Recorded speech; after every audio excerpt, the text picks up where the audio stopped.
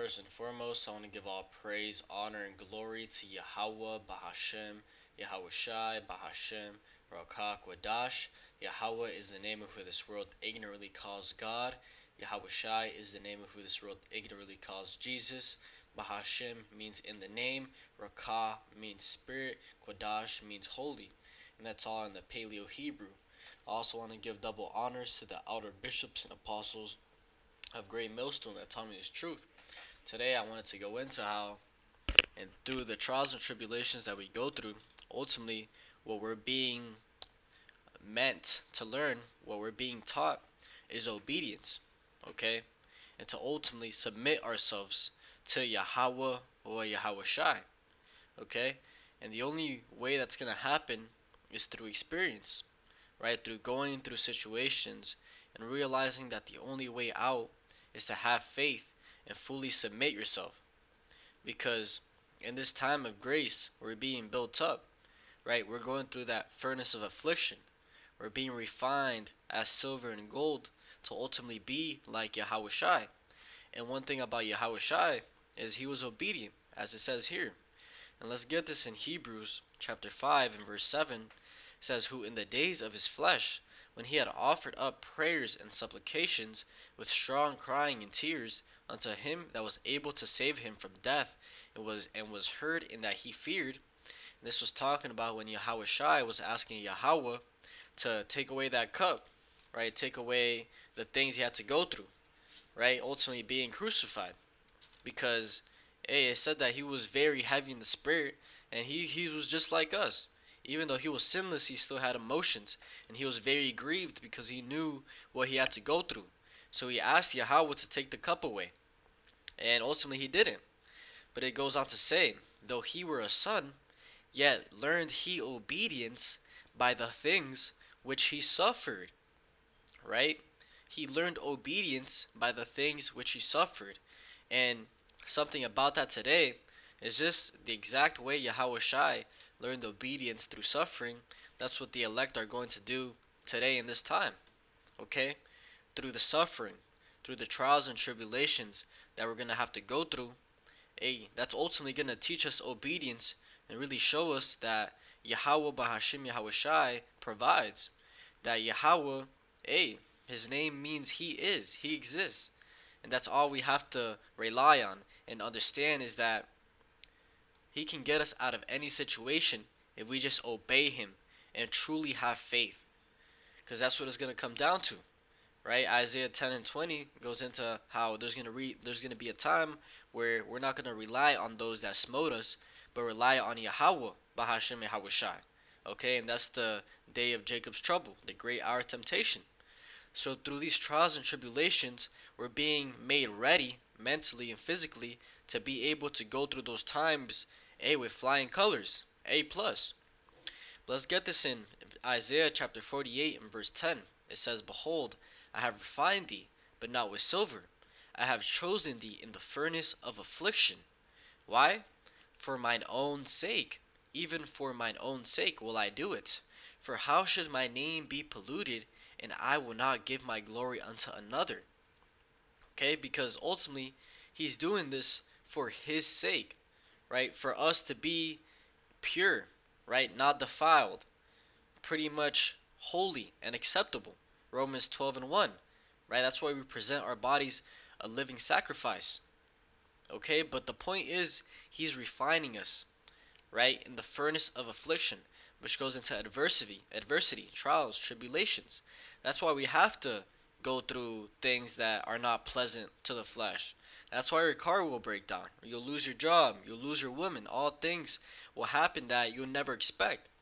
But we have to understand that these are things that are going to happen, and ultimately we have to endure them, right? Ecclesiasticus or Sirach chapter 2 verse 1 says it clearly. It says, my son, if thou come to serve Yahweh, prepare thy soul for temptation, right? Prepare to go through things that are not pleasant, right? Prepare for your life to not go as you have it planned, right? That's what it's saying. It says, set thy heart aright and constantly endure, and make not haste in time of trouble. Yeah, so when you see these things start to come to pass, right? So you start to get tried. right? You have to start applying wisdom, right? Start really applying the scriptures, because that's the only thing that's going to get you out of it. Like, speaking from experience, hey, Yahweh Bahashim Yahushai will put you in a predicament where he will not take you out of that predicament until you apply wisdom and fully submit. Okay?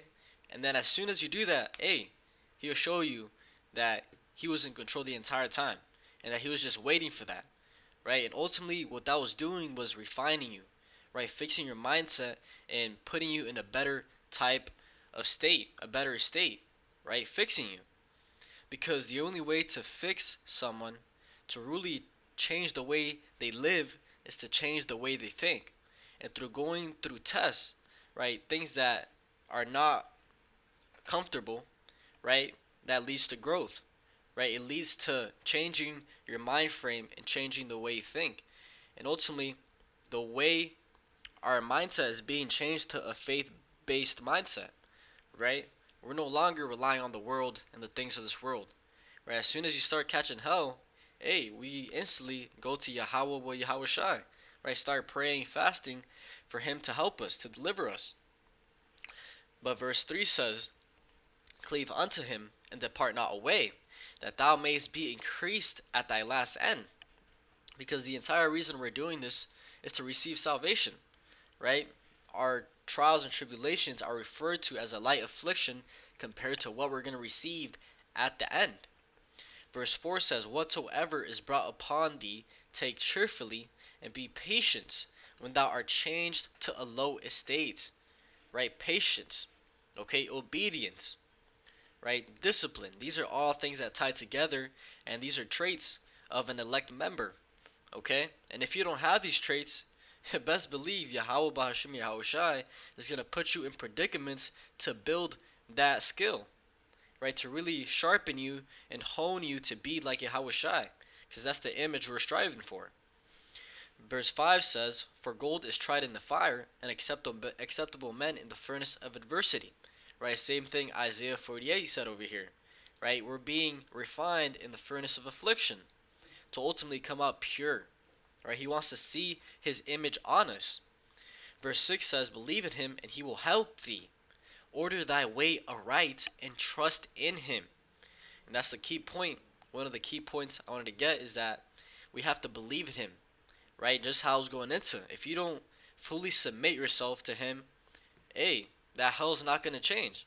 Right? You're still going to catch hell and hell and hell till you're at that point where he wants you to be. Till that sin, right, that dirt that you had in you was purged out. Just like verse 10 says. Or I'll get Micah chapter 7 and verse 9. It says, I will bear the indignation of the Lord Yahweh, because I have sinned against him, until he plead my cause and execute judgment for me. He will bring me forth to the light, and I shall behold his righteousness. Right? But going to the same point, right, and believing, and he's going to order our way. Right? I will bear the indignation of Yahweh, right? Because I have sinned against him, until he plead my cause. Because ultimately, we go through trials and tribulations, some part because of the things we've done, right, in previous lives and in this life we're living right now. We sin daily, okay? And he can judge us for that. But also he can judge us just to make us better, right, to fix us. But regardless, we're supposed to bear the indignation, which the word indignation goes into anger, annoyance, provoked by what is perceived as unfair treatment. Okay? And let's get that in the definition here. Rage, raging, storming, indignation, right? Anger. Pretty much we're going to bear his anger because he's mad at us for going off, right? For ultimately not following the law, statutes, and commandments. But the point, as I was going into, is that we're supposed to believe in him and he will order our way. Okay? Verse 10, if we go all the way down, it says, look at the generations of old and see, did ever any trust in the Lord and was confounded? Or did any abide in his fear and was forsaken? Or whom did he ever despise that called upon him? And the answer to that is no one, right? everyone that has trusted in him, hey, they've ultimately got what they were asking for, right? If you feared him, he ultimately had mercy on you, okay? Nobody was ever confounded for trusting in the Lord, and that's the point, okay? That's the point that we have to get out of all the trials and tribulations that we go through, because ultimately we're being made, back to the point, to be obedient by our suffering, okay? And in James 4 and 7 it says, submit yourselves, right? Submit yourselves therefore to God, resist the devil, and he will flee from you, okay?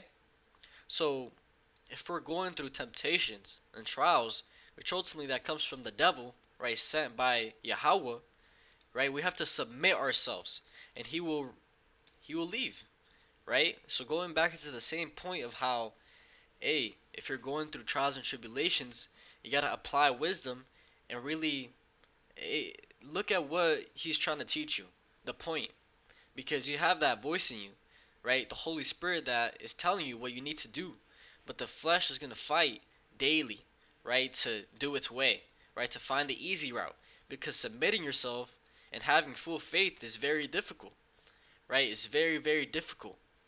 But that's the only way to ultimately pass the test and keep on moving. Because let's hear what the scriptures have to say if we don't submit ourselves. It says Ecclesiasticus chapter 4 and verse 17. And this is talking about wisdom. It says, for at the first she will walk with him by crooked ways, and bring fear and dread upon him, and torment him with her discipline, until she may trust his soul and try him by her laws. So, at the first, it says that she's going to bring fear and dread upon you. So, uncertain situations, trials, right? Things you don't want to go through.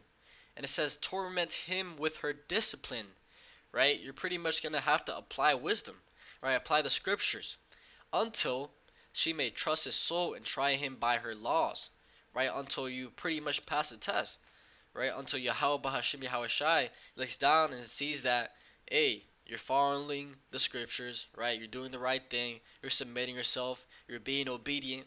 Till you're not in that state, she's going to keep putting fear and dread upon you. Then it says, then will she return the straightway unto him, and comfort him, and show him her secrets. Okay, you're going to go back to a season of tranquility. But after that season goes by, hey, more hell, right? More things are going to come your way. And it's a continual cycle until Yahweh Shai comes back. But verse 19 says, but if he go wrong, she will forsake him, and give him over to his own ruin. Right? So if you start going through shit and you don't apply wisdom, you start feeding into the flesh how the flesh wants, right? Hey, the Holy Spirit is ultimately going to forsake you. It's going to leave you, and you're going to become a reprobate, right? Completely destroyed. But that's pretty much the basis of our trials and tribulations. And I've learned it from experience, man. I've learned it, right? And I've also learned how the Yahweh Bahashim Yahweh Shai can judge you for the things you do. For example, I'll give a quick testimony.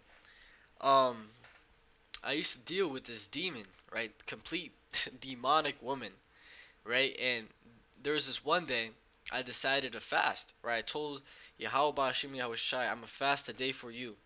And of course, we go to Walmart, right? We're looking around, and she starts tempting me with, oh, I'm gonna make the best food you should eat today. I'm gonna make this, and that, and dessert, right? Why don't you just break your fast, right? I was literally being tempted by the devil, and I got weak in the spirit, and later that day, I ended up indulging in the flesh, right? Breaking the fast and eating everything I wanted, okay?